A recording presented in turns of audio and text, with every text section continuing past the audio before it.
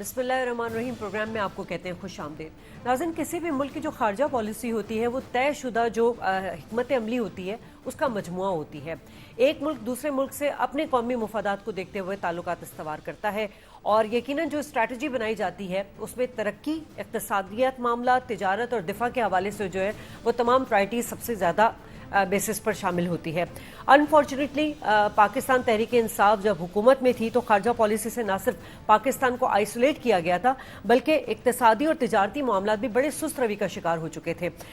लेकिन prime minister Shahbaz शरीफ साहब ने और फॉरेन मिनिस्टर बिलावल भुट्टो साहब ने अपनी अपनी क़यादत में पाकिस्तान को न सिर्फ मुल्की तौर पर बैनुल अक़वामी तौर पर जो है वो दूसरे ममालिक के साथ ताल्लुकात इस्तवार किए और रोशन मुस्तकबिल की जानिब भी सफ़र अब गामज़न है। इस वक्त ईरान के साथ बिजली का और तेल का जो मुआहिदा है और बार्टर ट्रेड हो रहा है, सऊदी अरब से रोड टू मक्का का प्रोजेक्ट है, रूस के साथ सस्ते तेल की जो ख़रीदारी थी वो शुरू हो चुकी है, समुद्री तजारत से हमारा कार्गो जो है पहली बार जो है वो रवाना हो रहा है। सी पैक जो हमारा नेशनल प्रोजेक्ट था और पीटीआई के दौर में हमने देखा था कि उसे रोक दिया गया था, उसमें दोबारा तेज़ी आ गई है। और नाज़रीन, ये सिर्फ 1.5 साल में मौजूदा हुकूमत की कोशिशें जो हैं वो ये रंग ला रही हैं। बजट आने वाला है 9 जून को, लेकिन उससे पहले हमने देखा कि प्राइम मिनिस्टर साहब ने जो है वो आवाम को रिलीफ देने की हवाले से काफ़ी इकदाम उठाए हैं। पेट्रोल की प्राइसेस कम हुई हैं, डॉलर नीचे आया है और बहुत सारे जो अशिया खुरनोश की कीमतें हैं उनमें कमी की गई है।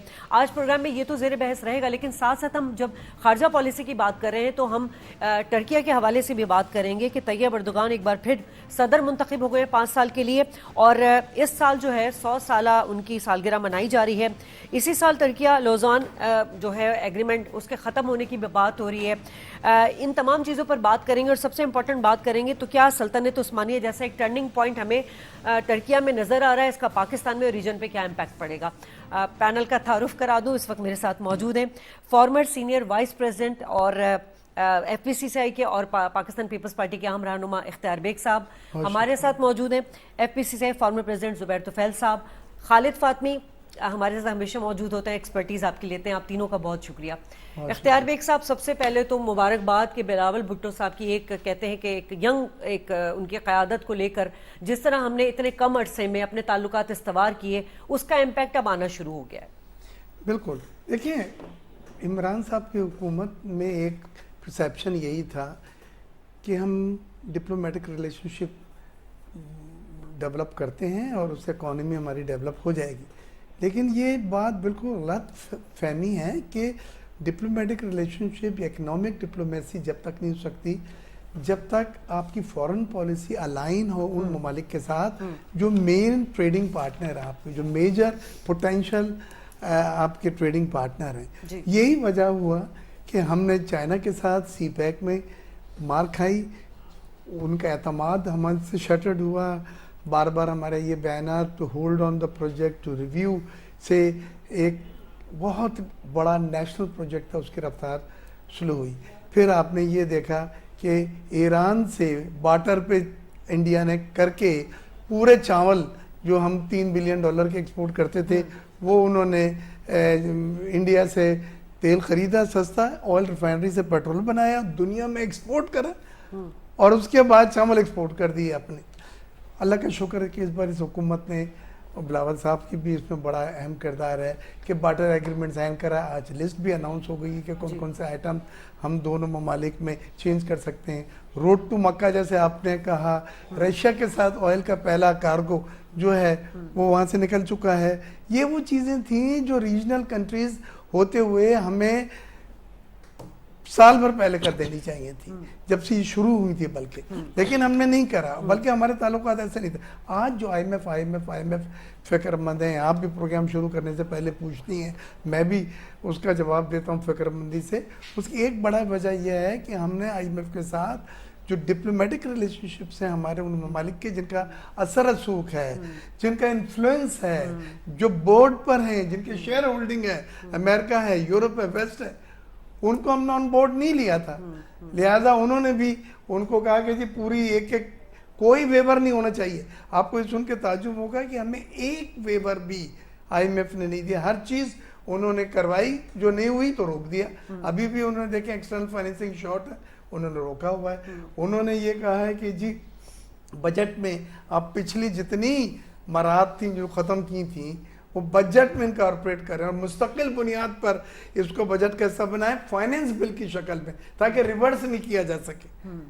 ये 3 महीने या 4 महीने के लिए नहीं हुए, पेट्रोलियम डेवलपमेंट लीवे मुस्तकिल बुनियाद पे लगाए, बिजली गैस की कीमतें मुस्तकिल बुनियाद पे बढ़ाने को उन्होंने कहा। 170 रुपए का ज़िम्मी बजट जो उन्होंने लगाया है वो मुस्तकिल बुनियाद पे और वो मेन बजट में जिम होगा कि इतना आपने ये रेवेन्यू हासिल करने, लिहाजा ये बहुत ज़रूरी होता है कि अगर आपने इकोनॉमिक डिप्लोमेसी को फ़रोग देना है तो आपको फॉरेन पॉलिसी उन ममालिक के साथ अलाइन करें जो आपका ट्रेडिंग पोटेंशियल पार्टनर है। ठीक है जुबैर साहब, किसी भी खारजा पॉलिसी को अगर 2 बड़े सेक्टर में डिवाइड किया जाए तो उससे तरक्की बढ़ती भी है और तरक्की मुतासर भी होती है, यानी इकोनॉमी और हमारी पॉलिटिक्स। आप क्या समझते हैं, being a industries businessman, Pakistan ने कितना सफ़र किया ये जो 2 सेक्टर मुतासर हुए, इकोनॉमी और पॉलिटिक्स? बिस्मिल्लाहिर्रहमानिर्रहीम। देखिए, जो हमारी गुज़िश्ता चंद सालों में पॉलिटिक्स थी और फॉरेन पॉलिसी थी, फॉरेन पॉलिसी जो थी वो हमने ख़ास तौर पे चाइना को जो है किसी हद तक उनको मायूस किया। हमने एक लॉन्ग टर्म एग्रीमेंट किया था CPEC की सूरत में, लेकिन जब एक आज से 4 साल 2018 में जो गवर्नमेंट आई उन्होंने CPEC को स्लो डाउन कर दिया। फिर उस पर जो प्रोजेक्ट चल रहे थे उनको भी स्लो किया और नया प्रोजेक्ट की तो कोई सवाल था ही नहीं। उसकी वजह से चाइना की जो हुकूमत है उनको काफ़ी इस बात से मायूसी हुई कि हम तो पाकिस्तान के एक लॉन्ग टर्म पार्टनर हैं, लेकिन एक हुकूमत ने, जो नई हुकूमत आई, उन्होंने सारी चीज़ों को रोक दिया। बहरहाल फिर उसके बाद ये था कि आज से 1 साल पहले जब मौजूदा हुकूमत आई तो इन्होंने दोबारा से उसको CPEC को तेज़ी से उसी रफ्तार से शुरू किया जहाँ पे वो रोका गया था। तो मैं समझता हूँ कि अगर ये इसी तरह से चलता रहा तो हमारी सूरत हाल बेहतर होगी और जो हमारी रुकावटें हैं वो दूर होंगी। एज़ फार एज़ द मतलब बायलैटरल ट्रेड इज़ कंसर्न तो वो तो चाइना के साथ सही चल रही है। जो रुकावट आई थी वो सिर्फ CPEC में आई थी और उसको अब ये मौजूदा हुकूमत ने दोबारा से ट्रैक पे लेकर आ गए हैं। जैसे आप देख रहे हैं कि CPEC के ज़रिए अब कराची सर्कुलर रेलवे में भी इन्वेस्टमेंट करने जा रहे हैं। तो ये तमाम चीज़ें जो हैं, प्लस हैदराबाद सक्कर जो मोटरवे है उसका भी जो है तकरीबन तय हो गया है, कॉन्ट्रैक्ट भी किसी को कंपनी को दे दिया गया है जो इसको जो है बजट के बाद जुलाई या अगस्त में स्टार्ट करेगी। क्योंकि आपकी जो मोटरवे है वो कराची से लेके इस्लामाबाद पेशावर तक तो है, लेकिन जो सिर्फ जो सारा ड्रॉबैक आता था वो हैदराबाद से सक्खर का था। वो सड़क बहुत ख़राब थी और फिर वहाँ से ट्रैफिक बहुत स्लो जाता था। तो वो भी इंशाल्लाह उम्मीद तो है, कहते हैं कि 2 साल में ये बन जाएगी। तो अगर ये बन जाती है तो पूरी आपकी ट्रैफिक का फ्लो जो है बहुत अच्छा हो जाएगा। ठीक है खालिद साहब, अगर हम हमेशा बात करते हैं कि पॉलिटिकल अनस्टेबिलिटी होती है तो इकोनॉमी हमारी मजबूत नहीं हो सकती, लेकिन क्या जब ये दोनों चीज़ें मतलब आपकी पॉलिटिक्स और आपकी इकोनॉमी दोनों अनस्टेबल होंगी तो क्या खारजा पॉलिसी अपने अहदाफ हासिल कर सकती है? बिल्कुल नहीं कर सकती, क्योंकि खारजा पॉलिसी बनाने के लिए पहले मुस्तहकम हुकूमत की ज़रूरत है। दाखिली ताकत से बैरूनी पॉलिसी बनती है। मैं इन चक्करों में नहीं कि 2 साल और 4 साल, पाकिस्तान की फ़ॉरेन पॉलिसी कभी भी वाज़ेह नहीं रही, कभी भी नहीं रही, क्योंकि 3 जो हुकूमतें थी वो मजबूत थी, उन्होंने अपने तौर पे पॉलिसी बनाई और बेइंतहा दौलत आई जिससे हमने खुशहाली देखी। हर सिविल हुकूमत में हमें ट्रबल इसलिए है, उसकी 2 वजह है कि जो हमारे लीडर हैं वो मुस्तहकम नहीं हैं। जब वो बात करने जाते हैं तो उन्हें ये नहीं पता होता कि वो कितनी उनकी बात का वज़न कितना है। और दूसरी अहम बात यह है कि हमने अभी तक दुनिया में सेक्टर को नहीं समझा है कि पूरी दुनिया ग्लोबलाइजेशन से वापस टूट के ब्लॉक्स में आ रही है। बीच में चली गई थी कि हर चीज़, तो अब हमें देखना है कि कौन सा ब्लॉक हमें सूट करता है, उस पर फॉरेन पॉलिसी जिस पे बिलावल साहब काम कर रहे हैं और काफ़ी खुशअस्लूबी से काम कर रहे हैं। क्योंकि इम्पॉर्टेंट ये है कि अभी तक हमने ये तय किया हुआ था कि चूँकि अमेरिका सबसे बड़ी ताकत है और उससे हाथ मिलाने में हमारा फ़ायदा है, और है, इसमें कोई शक नहीं है। लेकिन हमें ये भी सोचना चाहिए कि जो जियोपॉलिटिकल कंडीशन है हमारी, उसमें चीन और रूस ज़्यादा सूट करता है हमको, जिससे इंडिया फ़ायदा उठाता रहा तवील अरसे तक। तो क्या हम, जो आपने अभी खुद ही कहा कि CPEC के हवाले से अगर पॉलिसी अपनी मुस्तहकम कर सकें तो ये कामयाबी का रास्ता खुल जाएगा। लेकिन سوال یہ ہے کہ کوئی ملک آپ پہ اعتبار نہیں کرے گا اس وقت تک جب تک آپ یہ ثابت نہیں کریں کہ آپ کا جو لیڈر ہے وہ آپ کا ریپرزنٹیٹیو ہے. یہی بدقسمتی ہمیشہ سے رہی پاکستان کی کہ جب ہم باہر جا کے بات کرتے ہیں تو ہمارے پاس وزن نہیں ہوتا. تو اگر تو آپ ایسا کر پائیں گے تو انشاءاللہ تعالیٰ کوئی دشواری نہیں ہوگی, کیونکہ میں پھر کہتا ہوں کہ پاکستان اپنے طور پہ اتنا خوشحال ملک ہے, اتنے وسائل ہیں کہ کوئی سبب نظر نہیں آتا مجھے کہ پریشان حال رہیں, اور اس کے باوجود پریشان ہے. یہ ایک طے بات. دیکھیے ایک دوسری امپورٹنٹ چیز سمجھے کہ آپ کی محلے میں دوستی اسی وقت ہوتی ہے جب آپ کے گھر میں اتفاق ہوتا ہے, جب آپ گھر میں استحکام ہوتا ہے, جب آپ کے گھر میں خوشحالی ہوتی.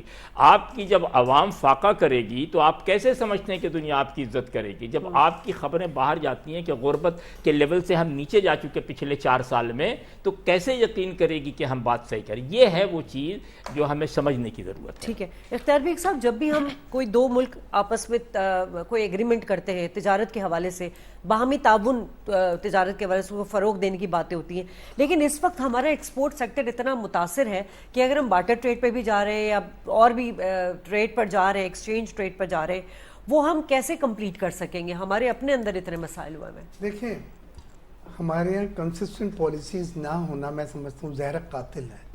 یہ سب سے بڑی تکلیف دہ چیز ہے کہ پالیسیوں کا تسلسل نہیں ہے. ہم نے پچھلی حکومت میں ان کو یہ ثابت کر کے کہ بنگلہ دیش میں گیس کی یہ قیمت ہے اور بجلی کی یہ قیمت ہے, تو ایک کمپیٹیٹیو ٹیرف لیا تھا. اس بار IMF کے کہنے پہ وہ ٹیرف ختم کر دیا گیا ہے. اب نارمل $9 پر MMBTU گیس آپ لے رہے ہیں اور بجلی کی قیمتیں بڑھ گئی ہیں. تو ایک تو یہ مار پڑی. ہم 10% پہ اسٹیٹ بینک کی ڈسکاؤنٹ ریٹ تھا, وہ 12 ہوا, وہ 15 ہوا, وہ 17 ہوا, وہ 20 ہوا, وہ 21 ہوا.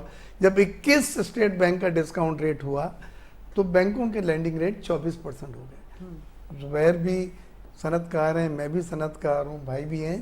کوئی بزنس ایسا نہیں ہے جس میں 24% آپ ڈیٹ کا لون کا سروس کر سکیں مارک اپ. پہلی چیز تو وہ دوسری مشکل آ گئی. پھر ڈالر کی شارٹ فال جب آیا, LC ہم امپورٹ نہیں کر سکے را مٹیریلس کی جو ایکسپورٹ کے لیے ہمیں چاہیے, ڈائز ہیں, کیمیکلز ہیں, فلامنٹ یارن ہے, مین میڈ فائبر ہیں, یہ سب چیزیں یہ رک گئی. سپلائی چین ہماری, آپ کی پیداواری لاگت اتنی بڑھ گئی کہ آپ مقابلتی سخت آپ کھو بیٹھے. لہذا آرڈر ایک اس وجہ سے آپ کو ڈائیورٹ ہوئے, دوسرے ملک میں سیاسی عدم استحکامی ہے. لوگ کہتے ہیں جی آج حکومت گئی, کل حکومت گئی, یہ مارشل لگے گا. یہ سب باتیں آپ کی بزنس انوائرمنٹ کو جو ہیں وہ سوٹ نہیں کرتی. لہٰذا آپ کے بات کا جواب 17% لارج اسکیل مینوفیکچرنگ کم ہوئی ہے.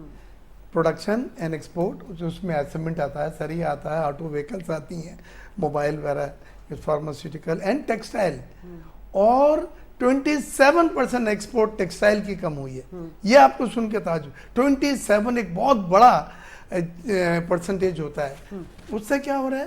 پیداواری لاگت آپ کی بڑھ گئی ہے, لوگوں کی بے روزگاری ہو رہی ہے, غربت میں اضافہ ہو رہا ہے. افراط آج 47% SPI اور 37% CPI, یعنی آپ کا جو افراط زر ہے وہ 37% پہ اگر پہنچ جائے تو آپ خود اندازہ لگا لیں کہ کھانے پینے کی اشیاء. اور پھر ہمارے ساتھ حکومت نے حالانکہ بڑی ہمت کر کے پیٹرول کی قیمت میں انہوں نے 8 روپے اور ڈیزل کی قیمت میں 5 روپے کم کر کے ٹوٹل مئی کے مہینے میں 20 روپے پیٹرول میں کم کرا ہے اور ڈیزل میں 35 روپے کم کیا ہے. یہ بہت بڑا دل چاہیے. انہوں نے پاس آن کیا جو انٹرنیشنل پرائسز کم ہوئی تھی, اور اس میں IMF کو بھی اعتراض نہیں ہے کیونکہ یہ پاس آن ہونا چاہیے.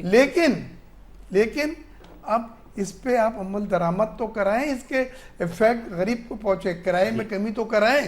آپ جو ویگن والے ہیں, جو بسز والے ہیں, جو رکشہ والے جو ہیں, ٹیکسی والے جو ہیں, میکانزم نہیں ہے نا, تو آپ کے ایڈمنسٹریٹو میجرز کوئنسائڈ نہیں کر رہے ہیں. آپ نے قیمتیں بڑھتی ہیں تو صبح کی صبح پیٹرول کے لیے پیٹرول نہیں مل رہا تھا مجھے کل. اچھا جی, کچھ کمپلینز یہ بھی آئی ہیں کہ پیٹرول وہ کہہ رہے تھے ختم ہو گیا. جب بڑھتی ہیں تو صبح ہی قیمتیں بڑھ جاتی ہیں, اور اب یہ کم ہوتی ہیں تو پھر تو کوئی نہیں ہے میکینزم. مافیا نے بھی ہماری روٹس کو کمزور کیا ہے. تو یہ سب چیزیں ہیں جن سے آپ کی ایکسپورٹ بھی متاثر ہو رہی ہے, پروڈکشن بھی متاثر ہو رہی ہے, جو ریلیف حکومت دے رہی ہے وہ پاس آن نہیں ہو رہے غریب کو.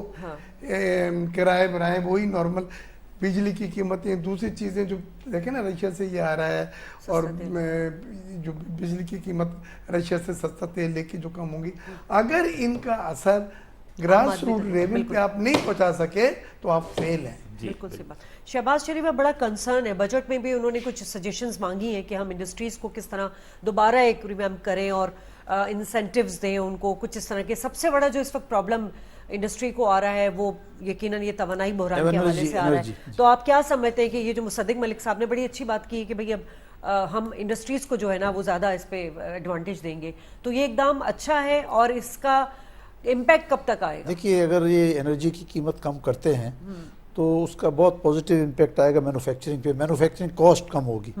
ابھی گزشتہ 15 دنوں میں نا پیٹرول جو ہے تقریباً 13 روپے لیٹر کم ہوا, ڈیزل کافی کم ہوا, لیکن وہ ٹرانسپورٹر اس کو آگے پاس آن نہیں کرتے. جو بیچارہ غریب مسافر پبلک ٹرانسپورٹ میں جا رہا ہوتا ہے وہ وہی قیمت دے رہا ہے آج بھی جو آج سے 1 مہینہ پہلے تھی.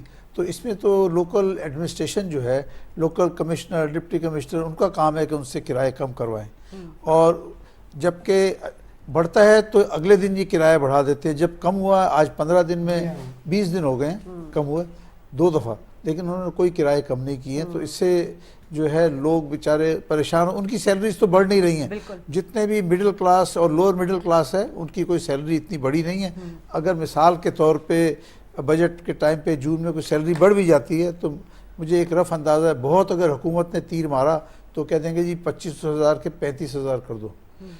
لیکن یہ 10,000 بھی بڑھانے سے ان کا معاملہ حل نہیں ہوگا. بجلی اتنی مہنگی, گیس اتنی مہنگی ہے, پھر اس کے بعد اور بھی جتنی تمام چیزیں ہیں جو روزمرہ کے استعمال کی ہیں, کھانا پینا, سبزی گوشت, ہر چیز مہنگی ہے.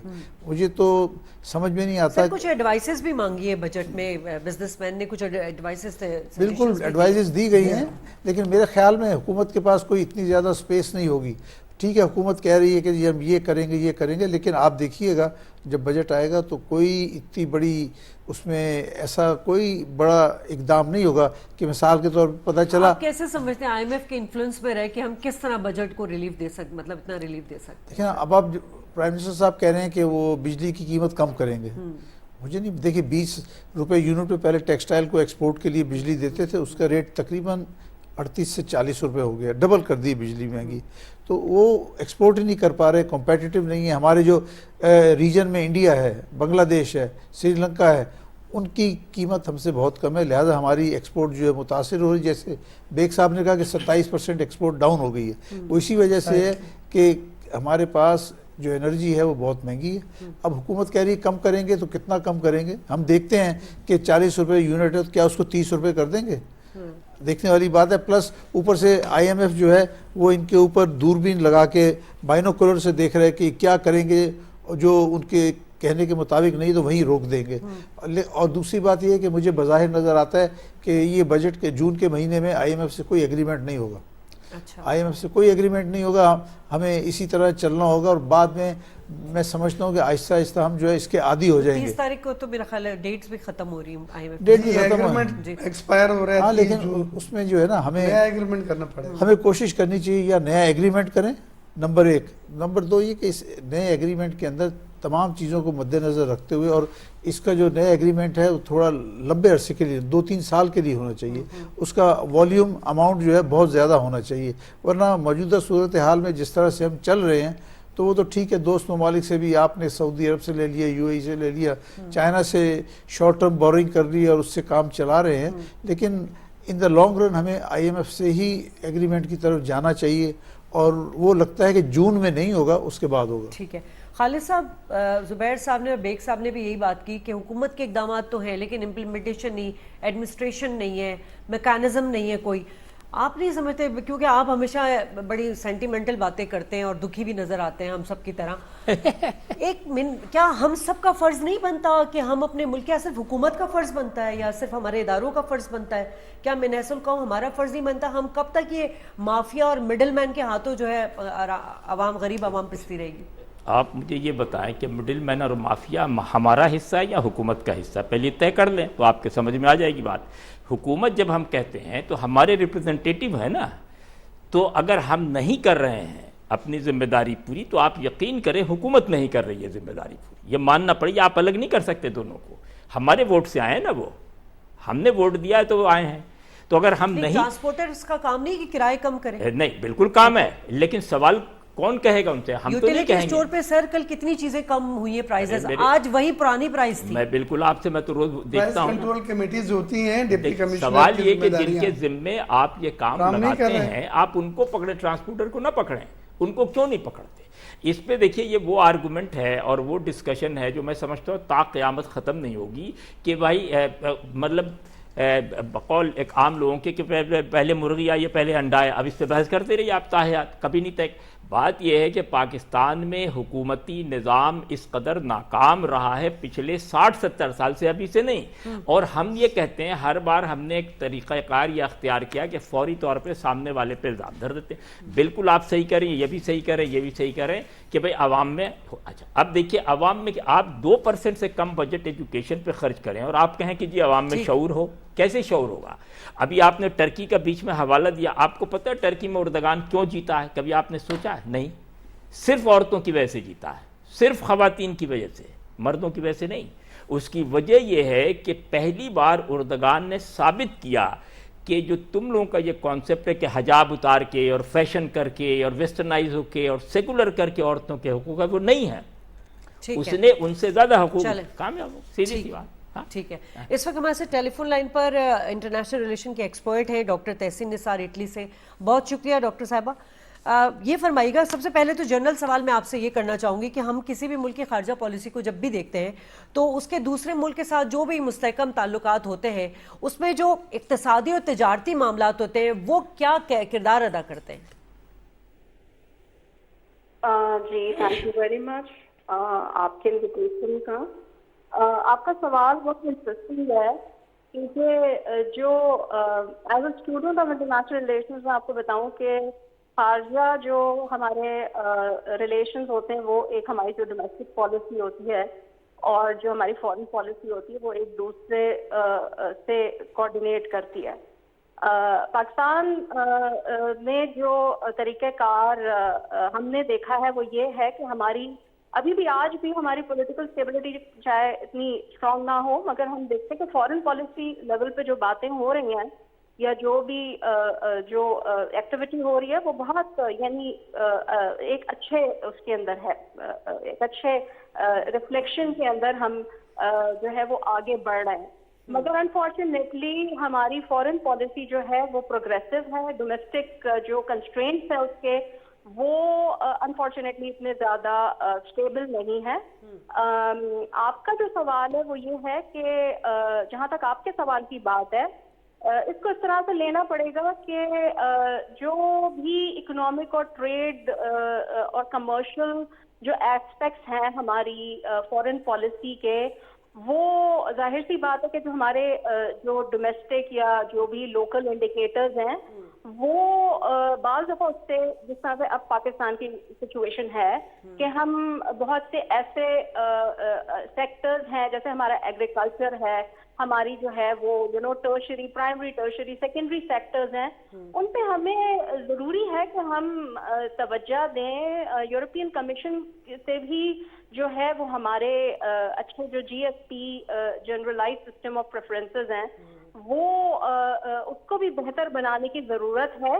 کیونکہ آپ یہ دیکھیں کہ ریگارڈلیس آف دا ڈومیسٹک اپہیول اور ڈومیسٹک انسرٹینٹی ان پاکستان نیورتھلیس ایک ظاہر بات ہے کہ اتنا بڑا ملک ہے، اس کی پوری ایک سینکٹی ہے انٹرنیشنل سسٹم کے اندر. تو بہرحال regardless of the political situation آپ کی فارن پالیسی کے جو یعنی جو پیرامیٹرز ہیں وہ تو فنکشنل ہیں وچ از ویری پازیٹیو ٹرینڈ. اور جہاں تک ہمارا سوال ہے کہ ہم ڈائسپورک ہیں، ہم بہت یعنی اپنے ملک کے بارے میں ایموشنل ہیں. ہم جب ٹی وی اسکرینز پہ بہت انسٹیبلائزڈ اپنے دیکھتے ہیں امیجز تو بڑی سینسٹیوٹی ہمیں ہے. میرا خیال ہے کہ پاکستان میں رہتے ہوئے بعض دفعہ اتنی سینسٹیوٹی نہیں ہوتی جتنی آپ باہر آ کے اور آپ جب رہتے ہیں تو آپ کو یہ جو آپ دیکھتے ہیں جو آپ یعنی ایسوسیٹ کرتے ہیں. تو اللہ سے دعا ہے کہ جو ہے وہ یہ سب سارا پروسیس آگے بڑھے, کیونکہ جو انٹرنیشنل لیول پہ ڈیولپمنٹ ہو رہی ہیں وہ بہت, یعنی اس میں پاکستان کا ایک بہت بڑا رول ہے اور ہونا بھی چاہیے, کیونکہ پاکستان از اے ویری جغرافیائی طور پہ بہت امپورٹنٹ ہے, امپورٹنس ہے پاکستان کی. بہت شکریہ ڈاکٹر تحسین, آپ نے وقت دیا. اختیار بیگ صاحب, جب ہم فارن پالیسی کی بات کرتے ہیں, جو فارن پالیسی بناتے ہیں وہ دیگر معاملات میں نے پہلے بھی بات کی, اس میں وہ یقیناً نئی اپروچز, نئی مارکیٹس, نئی منڈیوں کو ڈھونڈ رہے ہوتے ہیں.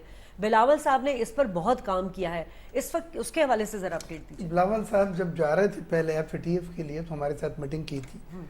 میں نے کہا سر 4 چیزیں آپ صرف کر کے آ جائیے گا. بلاول صاحب کو میں نے کہا تھا, پہلی میں نے کہا تھا FATF کے لیے گرے لسٹ سے نکلنے جا رہا ہے, ہمیں کوئی ڈپلومیٹک لابنگ چاہیے. دوسرا میں نے کہا تھا GSP+ کا ایگریمنٹ ایکسپائر ہو رہا ہے, اس کا رینیول ہے, لیکن انڈیا مختلف ہیومن رائٹس وغیرہ کے ایلیگیشنس لگا کے ہم کو چاہتا نہیں ہے کہ رینیو ہو. دوسری چیز میں نے یہ کہی تھی ان سے. اسی طرح فری ٹریڈ ایگریمنٹ ترکی کے ساتھ رکا ہوا تھا, وہ میں نے کہا وہ سائن کرنے کے لیے PTA بھی کر دیں, لیکن ٹیکسٹائل کو اس میں شامل کرائیں. اور ایک ریجنل ٹریڈ تھا, تو میں نے کہا تھا کہ ایران کے ساتھ آپ ہماری ریجنل ٹریڈ کھلوائیں. بینکنگ کی پرمیشن دے چکے ہیں ان کے بینک بھی یہاں پہ جو کھلنا چاہتے ہیں, اور ہمارے والوں نے, سینٹرل بینک نے بھی 3 بینکوں کی, لیکن چیز آگے نہیں بڑھ رہی. ہماری ایران سے تجارت جو ہے وہ بڑی نیچرل ہے, ہو سکتی. آپ کو سن کے خوشی ہوگی, 3-4 چیزیں انہوں نے کری, بتایا آنے کے بعد کہ اس میں کیا پروگریس ہے. اور وہ زیادہ تر ممالک میں جن کے پاس جا رہے ہیں وہ ٹریڈ کی بات کرتے ہیں, وہ انویسٹمنٹ کی بات کرتے ہیں, وہ ساتھ ہی ساتھ جوائنٹ وینچرز کی بات کر رہے ہیں, جس میں وہ پرپوز کرتے ہیں کہ انرجی کے سیکٹرز میں ہوں یا دوسرے امپورٹنٹ سیکٹرز جس میں ہوں. تو میں یہ سمجھتا ہوں یہ سب چیزیں اگنور کی گئی تھیں. ہم نے فورن پالیسی کو ٹیون نہیں کیا تھا اپنی ٹریڈ پالیسی سے. ہم نے فورن پالیسیز کو ان ممالک کی, نیا بلاک آ رہے ہیں, جب نیا بلاک آتا ہے نئے فنڈامنٹلز آتے ہیں, نئی چیزیں ہوتی ہیں, پرانی چیزیں لڑکھڑا رہی ہوتی ہیں, آپ کو اس وقت صحیح فیصلے کرنے پڑتے ہیں. اس وقت آنے والا وقت جو ہے وہ سعودیہ, ایران, چائنا, ٹرکی, پاکستان کا ہے. ولنگلی انولنگلی ہم فیز آؤٹ ہو رہے ہیں یورپ کے ساتھ اور امریکہ کے ساتھ, لیکن ہم نہیں چاہتے کہ ہم نے امریکہ کا ساتھ دینا ہے, ہم نے رشیا کا ساتھ دینا ہے. وہ کنفیوژن ختم ہو گئی. ان کا ساتھ رکھتے ہوئے, یہ لفظ میرا غور سے سنے گا, ان کے ساتھ اپنے ریلیشن شپ کو وداؤٹ ڈیمیج کیے تعلقات رکھتے ہوئے ہم نے ان ممالک کے ساتھ تعلقات. لیکن آپ نہیں سمجھتے اختیار بیگ صاحب, ابھی چائنا کے ساتھ جو معاملہ تھا, اور چائنا نے جو کردار ادا کیا ہے ریجن میں, ثالثی کا کردار ادا کیا ہے سعودی عرب کے ساتھ, ایران کے ساتھ, امریکہ کو یہ کھل تو رہا ہے. اب IMF اگر ہمارے ساتھ کہیں نہ کہیں بہت جگہوں پر سخت ہے, سخت میں آپ کو ایک مثال دے کے بات ختم کروں گا. میں گھانا سے آیا ہوں, کل میری واپسی ہوئی ہے. گھانا میں IMF نے $3 بلین کا پروگرام سائن کیا, 6 مہینے ریویو کا ہے, اور $600 ملین کی پہلی قسط دے دی ہے. گھانا, ہم گھانا سے بھی پتہ ہے, ہم فروری سے لگے ہوئے ہیں. کیوں؟ اس لیے کہ انکل سیم کی ہمیں بلیسنگ نہیں ہے امریکہ کی, اس لیے کہ ویسٹ کی جن کی شیئر ہولڈنگ ہے IMF کے بورڈ پہ, وہاں ہماری کوئی ایسی لابنگ نہیں ہوئی ہے, وہ یقیناً اتنے خوش نہیں ہے. لہٰذا جب بھی اگر آپ اکنامک ڈپلومیسی کی بات کریں گے, ٹریڈ بڑھانے کی بات کریں گے, انویسٹمنٹ بڑھانے کی بات کریں گے, پاک ایران گیس پائپ لائن کو تکمیل کرنے کی بات کریں گے, تو ہمیں فورن پالیسیز کو اپنا فوکس کرنا ہوگا, نہیں تو آپ یہ ہدایف حاصل نہیں کر سکتے. ٹھیک ہے زبیر صاحب, اب بات وہی ہے کہ ہم نئی مارکیٹس تلاش کرنے جا رہے ہیں. اب ٹیکسٹائل میں ہم امریکہ کو اور یورپی یونین کو زیادہ, یورپی ممالک کو زیادہ ہم اپروچ کر رہے تھے, ہمارے وہاں پہ ٹیکسٹائل کے زیادہ وہ رہے تھے. اس وقت 27% کم ہو گئی ہے. ٹھیک ہے, اب ہمارے پاس اور کیا ہے ایسے کوموڈیٹیز جو ہم ٹریڈ میں ایکسچینج کر سکتے ہیں فوری طور پہ؟ کیونکہ اگر انڈسٹری پہ بات کریں گے وہ ہمیں مشکل نظر آئے گا. ایگریکلچر سیکٹر میں ہمیں صرف گندم میں اس وقت جو ہے ہماری کراپ اچھی ہوئی ہے, باقی ایگریکلچر کی چیزیں اجناس ہمارے اتنے اچھے نہیں ہوئے, تو کیا الٹرنیٹ ہے؟ پاکستان کو جو ہے نا اب اپنے نیبرز کے ساتھ تجارت بڑھانی چاہیے, خاص طور پہ ایران, افغانستان, سینٹرل ایشیا. ایک ٹائم تھا, آج سے 5 سال پہلے کی بات ہے, ہمارا بائیلیٹرل ٹریڈ افغانستان کے ساتھ $5 بلین کا ہو گیا، $5 بلین کا جو گھٹ کے 1 بلین کے قریب آ گیا. تو افغان مارکیٹ کو دوبارہ ریگین کیا جائے.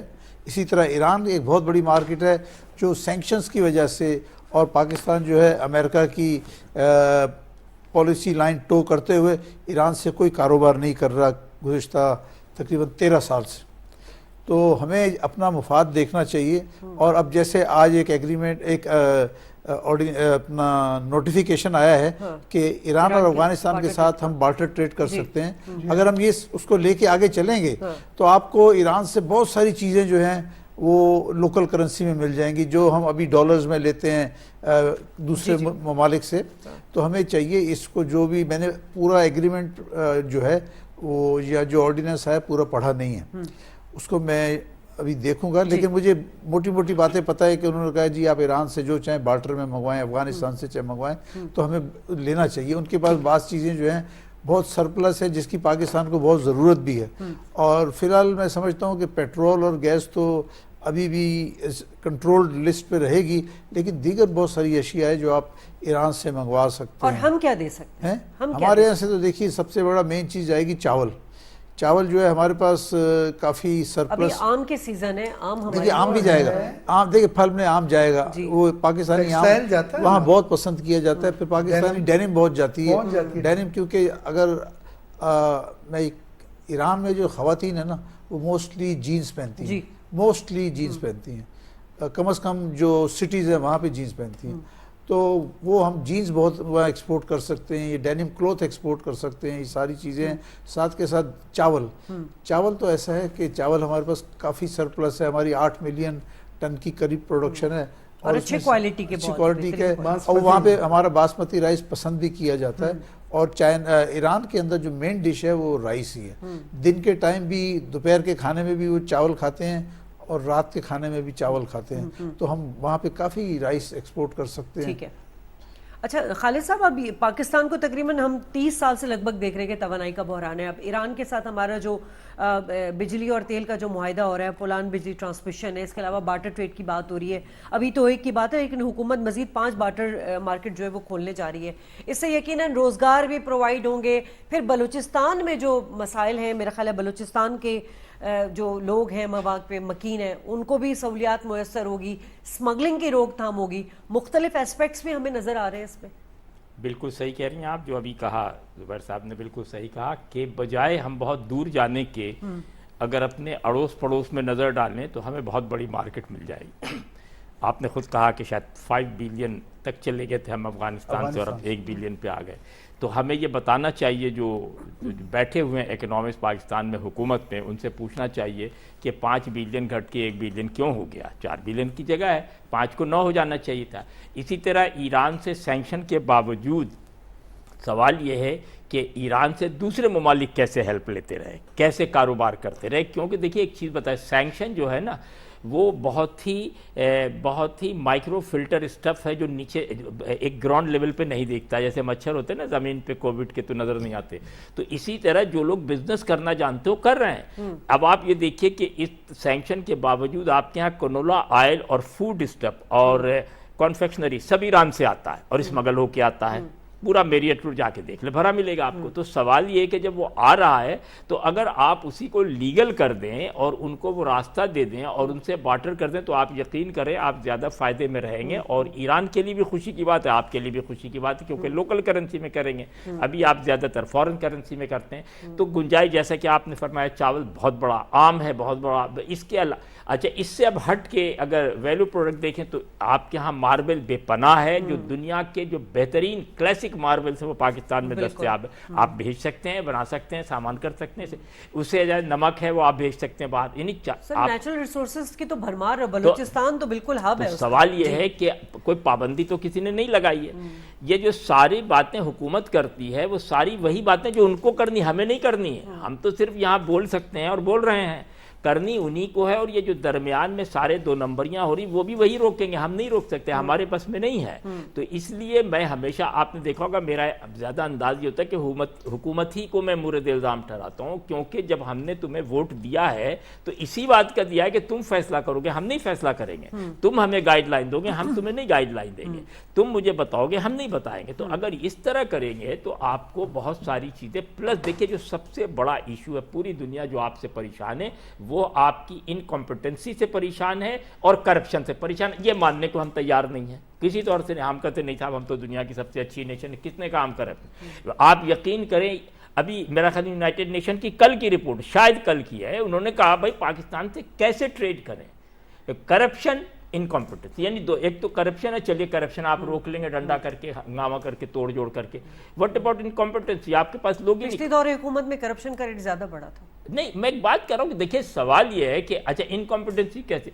میں آپ کو بتاؤں 90% جو لوگ ہیں پاکستان میں جو بڑی عہدوں پہ بیٹھے, بڑے کتابی باتیں کرتے ہیں, عملی مارکیٹ تو نہیں جاتے ہیں نا, کھارا در تو نہیں جاتے ہیں, جوڑیا بازار تو نہیں جاتے, وہ کمرے میں بیٹھ کے اکنامکس پہ بات کرتے ہیں, نہیں کر سکتے. میں امریکہ میں 22 سال رہا, وہاں آپ یقین کریں بڑے بڑے پروفیسر گلی کوچے میں جاتے ہیں, غریب لوگوں سے بات کرتے, بلکہ وہ کہتے ہیں کہ جتنا مشورہ ایک چپراسی دے سکتا ہے وہ باس نہیں دے سکتا ہے, کیونکہ اس کو زیادہ پتہ ہے ہم سے.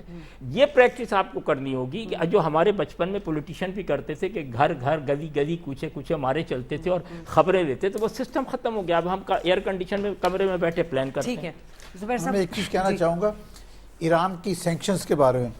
دیکھیں ایران کی سینکشنز سے جتنا فائدہ انڈیا اور چائنا نے اٹھایا, ہم نے نہیں اٹھایا. ہم تو ایسا تھا نا کہ ایران سے کچھ منگوا ہی نہیں سکتے, ایسی پابندی ہے کہ آپ $1,000 ایران پہ نہیں لگ رہا تھا, ہم پہ پابندی. $1,000 کی چیز نہیں منگوا سکتے.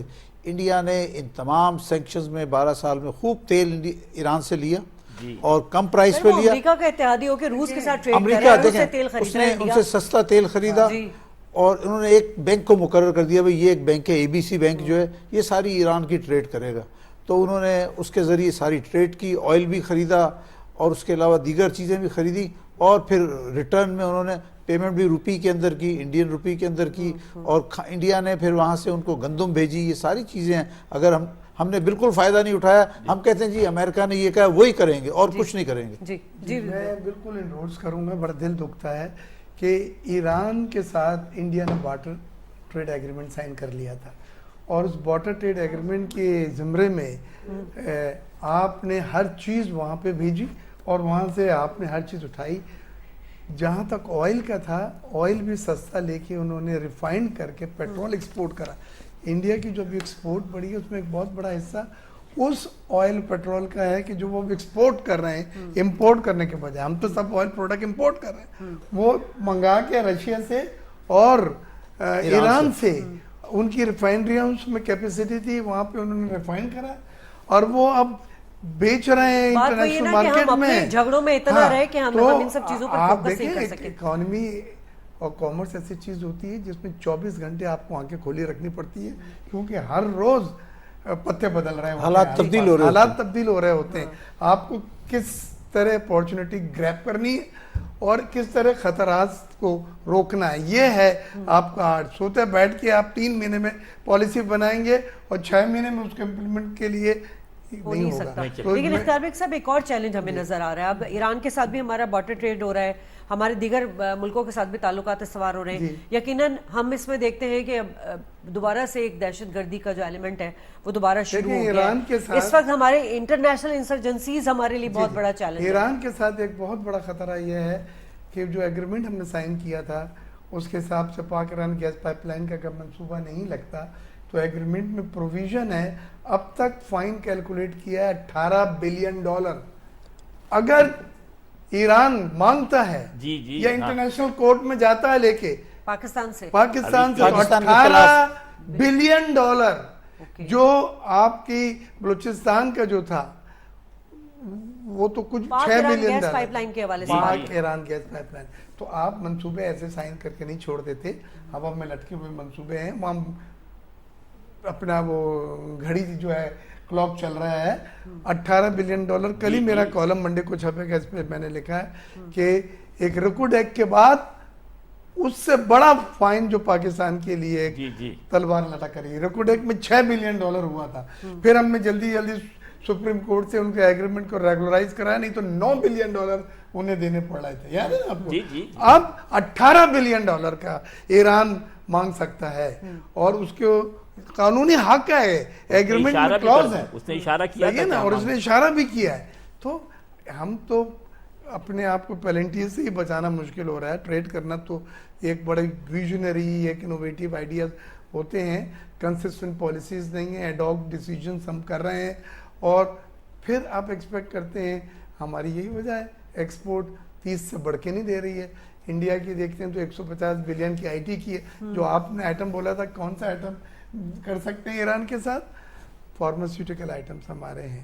آئی ٹی کے لیے ہمیں کوئی مشین نہیں لگانی پڑتی ہیں, صحیح ہے نا. ہمیں کمپیوٹر سے ٹیکسٹائل کی بہت بڑی ڈیمانڈ ہے, ہوم ٹیکسٹائل کی ہے, ڈینم ہم ون آف دا بیسٹ یہاں جو برانڈ بناتے ہیں وہ سب ایران میں ان کی ڈیمانڈ ہے, ہائی نیش. رشیا کے ساتھ بھی جو ٹریڈ ہم کر رہے ہیں, جو ہمارا سمندری ٹریڈ پہلی بار پاکستان کی تاریخ میں ہو رہا ہے, اس میں بھی کم و بیش یہی کموڈیٹیز ہیں, جو اشیاء ہیں جو ہم ان کو ٹریڈ کر سکتے ہیں ایکسچینج ٹریڈ میں. جی دیکھیں, رشیا کا یہ کہ رشیا کے پاس جو مین پروڈکٹ ہے جو ہم لے سکتے ہیں وہ ہے انرجی. آپ ان سے گیس لے لیں, آپ ان سے پیٹرول لے لیں, اور غالباً پیٹرول کا پہلا شپ جو ہے وہ 1 ہفتے میں لگنے والا ہے, لیکن یہ ایک شپ سے کام نہیں چلے گا. آپ کو چاہیے کہ کم از کم آپ اپنی جو پیٹرول کی امپورٹ ہے 35 to 40% وہاں ایران سے, رشیا سے کریں, نمبر 1. نمبر 2 یہ ہے کہ پھر وہ آپ کی ان کی جو پرائس ہے, وہ جو نارمل پیٹرول ہے WTI اور برینڈ جو ہے, اس سے اس کی پرائس تقریباً 30% کم ہے, تو وہ ہمارے فائدے میں جائے گی. حکومت کو چاہیے, ابھی بھی موجودہ حکومت جو ہے اس نے جو بھی معاہدہ کیا ہے رشیا کے ساتھ, تو بہت ہی سست روی سے چل رہا ہے. جیسے اور ویٹ لیں گے آپ, اچھا ویٹ رشیا دے سکتا ہے, وہ میں سمجھتا ہوں ہمیں ویٹ نہیں منگانا چاہیے, اس لیے کہ ہمارا اپنا ویٹ کی کراپ اتنی ہے. اب اس دفعہ نہیں, اس دفعہ نہیں ہے, اس دفعہ نہیں ہے, ہمارے پاس سرپلس ہو جائے گی اس بار. پچھلے سال ہم نے امپورٹ کیا ویٹ. ہمیں دیکھیں, رشیا سے اگر ضرورت ہو سب سے پہلے انرجی امپورٹ کریں, جتنا پیٹرول آپ منگوا سکتے ہیں. ابھی جو امپورٹ کر رہے ہیں اس کی رفتار, سب سے زیادہ بین الاقوامی ادائیگی ہم اسی مد میں کرتے ہیں, تیل کی ہی کرتے ہیں. $20 بلین کی امپورٹ ہے ہماری پیٹرولیم. خالد صاحب, چائنا کے حوالے سے بات کی جائے تو دنیا کی دوسری بڑی معیشت بن چکی ہے, اور وہ کہتے ہیں نا 81 کے بعد سے چائنا کیا سے کیا ہو گیا. پاکستان 70 سالوں سے چائنا کا دوست ہے, لیکن چائنا سے کچھ سیکھ نہیں سکا. پرائم منسٹر صاحب نے کہا ہے بہرحال کہ ہم اب ان کے خدمات سے بہت کچھ سیکھیں گے, اور بڑی ایک اچھی بات ہے چائنی صدر نے جو بات کی ہے کہ 100 کمپنیز جو ہے وہ سرمایہ کرے گی پاکستان میں. تو سی پیک کا منصوبہ بھی سلو ڈاؤن ہو گیا تھا. چین پر ہمارا بڑا انحصار ہے. دیکھیے, چین تو ماشاءاللہ میرا خیال شہید سہروردی کے زمانے جب پہلی بار چوئن لائی تشریف لائے تھے پاکستان, اس کے بعد سے, اور پھر بھٹو صاحب نے اس میں اہم کردار ادا کیا, تو چین سے جو ہماری دوستی ہے وہ لازوال ہے, اس پہ کوئی بات کرنے کی ضرورت نہیں. سوال وہی, آپ نے خود ہی اس کا جواب دیا کہ 70 سال میں وہ وہاں ہیں, ہم کیوں نہیں ہوئے. تو میں یہی کہہ رہا ہوں کہ جب ہم کیوں نہیں ہوئے تو اپنے غریبہ میں ہم جھانک کے دیکھیں. میں آپ کو چھوٹی سی بات یہاں اس سے ہٹ کے, سعودی عرب سے آپ کا ریفائنری کے لیے ساری بات چیت طے ہو گئی, 8 سال گزر گئے, آپ وہیں کھڑے ہیں. ریفائنری لگتی تو انڈیا کی طرح آپ رو منگوا کے اس وقت ایکسپورٹ کر رہے ہوتے, نہیں کر پا رہے ہیں, تو کیا کیا جائے. چلیں شارٹلی, کیونکہ پروگرام کا وقت ختم ہو رہا ہے. ترکی کے حوالے سے ہمارا رہ گیا سوال, کیا لگتا ہے آپ کو کہ طیب اردوغان کے آنے ایک بڑا اہم رہنما ہے, نہ صرف ترکی کے لیے بلکہ بین الاقوامی رہنما ایک مانے جاتے ہیں. دیکھیں, ریجن میں ہمارے ٹرسٹڈ دوست ہیں, اور پرائم منسٹر صاحب جا بھی رہے ہیں مبارکباد کے لیے. اور ترکی کے ساتھ ہماری صرف ڈینم کی ٹریڈ جو تھی اور دوسری ٹریڈ مل کے $2 بلین ہو گئی تھی. پھر لوکل پروٹیکشن کے لیے انہوں نے 18% ڈیوٹی ڈینم پہ اور ٹیکسٹائل پہ لگا دی. 6% پہلے تھی تو 24% ہو گئی, وہ رک گیا. ہم نے صرف ترکی کے ساتھ PTA سائن کریں, FTA وہ نہیں سائن کر رہے ہیں, اور ٹیکسٹائل کو شامل کریں. ہماری 2 بلین والی جو کم ہو کے اب آدھی سے بھی کم ہو گئی ہے, کم از کم وہی ریسٹور 2 سے 3, انہوں نے 5 بلین کا ٹارگیٹ دیا تھا. تو ترکی کے ساتھ ہمیں اپنی ٹریڈ بڑھانی, ہم کرتے رہے ہیں, سلیش ڈاؤن ہو گئی ہے, اب دوبارہ اس کو ہم نے مارکیٹ شیئر کو حاصل کرنا ہے. ایک مختصراً بتا دی گا, ایران پہ سینکشن تھی, ترکی پہ یہ 100 سال کی پابندی جس کا معاہدے کی بات کی جاتی ہے, لوزان معاہدہ, پھر بھی یہ دنیا میں ابھرتے ہوئے ممالک ہیں, وجہ کیا ہے؟ دیکھیے, ٹرکی جو ہے وہ تقریباً پارٹ آف یورپ ہے, تو انہوں نے جو بھی اپنی انڈسٹریل پروگریس کی ہے اس میں یورپین کمپنی کو اپنے ساتھ شامل کیا. آپ یورپ کی کسی بھی بڑی سے بڑی آٹوموبائل، ٹرک اور بسز جو بھی ہیں سب ٹرکی میں بن رہی ہیں. سو مچ ہو کہ ٹرکی میں بن کے اور یورپ میں جا رہی ہیں کیونکہ ان کی اپنی مینوفیکچرنگ کاسٹ بہت زیادہ ہے. آٹوموبائل، ٹرک، بسز یہ سب ٹرکی میں بن رہے ہیں. اس کے علاوہ بھی بہت ساری انڈسٹریز ہیں جو ٹرکی نے لگائیں اور اس کے بعد وہاں سے ایکسپورٹ کر رہے ہیں دوبارہ بیک ٹو یورپ. اور کنٹینیوٹی میں معاشی پالیسی چلتی جی ہاں رہی ہے. کنٹینیو دیکھیں وہاں بھی انفلیشن بہت زیادہ ہے. میں آپ کو بتاؤں کہ آج بھی ٹرکی میں انفلیشن جو ہے پاکستان سے بہت زیادہ ہے، 50% زیادہ ہے. ہم بھی کہتے ہیں کہ ہمارے 45% انفلیشن ہے، یہ ان کے پاس 65-70% انفلیشن ہے. لیکن ساتھ ساتھ وہ جو انڈسٹریل پروگریس ہے وہ برابر کرتے چلے جا رہے ٹورزم ہیں بہت ہے. اور دوسرا ان کا ٹورزم بہت ہے. اور 7 کروڑ سے زائد ٹورسٹ آتے ابھی ہیں اس کی سالانہ ان کی جو ایکسپورٹ جو ہے اگر میں غلط نہ ہوں تو وہ 250 بلین سے زیادہ ہے. ہماری جو ہے 30-31 ہماری 30 بلین ہے، ان کی 250 بلین ہے. تو ہمارا ان کا کوئی مقابلہ نہیں ہے. وہ تمام لڑائی جھگڑوں کے باوجود اور انفلیشن کے باوجود وہ برابر انڈسٹریل پروگریس کر رہے ہیں. ہمارے یہاں ملک میں یہ اس طرح نہیں ہو رہا. ٹھیک ہے، چلیں پروگرام کا وقت ختم ہوا. آپ تینوں کا بہت شکریہ، بڑی اچھی ڈسکشن رہی. اور یقیناً بات وہی ہے ناظرین کہ ملک میں کوئی بھی پارٹی برسر اقتدار ہو، کوئی بھی حکمران ہو، لیکن جو خارجہ پالیسی اور معاشی پالیسی اس کا تسلسل جاری رہنا چاہیے کیونکہ امپیکٹ 40 سال میں اس کا پڑتا ہے. ہم نے بہت سارے ملکوں کی مثالیں دیں، اب یقیناً کچھ ہم انڈیکیٹرز ہمارے معاشی طور پر اور خارجہ پالیسی میں واضح ہوتے نظر آ رہے ہیں. دعا ہے کہ جلد ہمارا ملک اسٹیبل ہو جائے. پروگرام سے اجازت، اللہ نے کے بعد.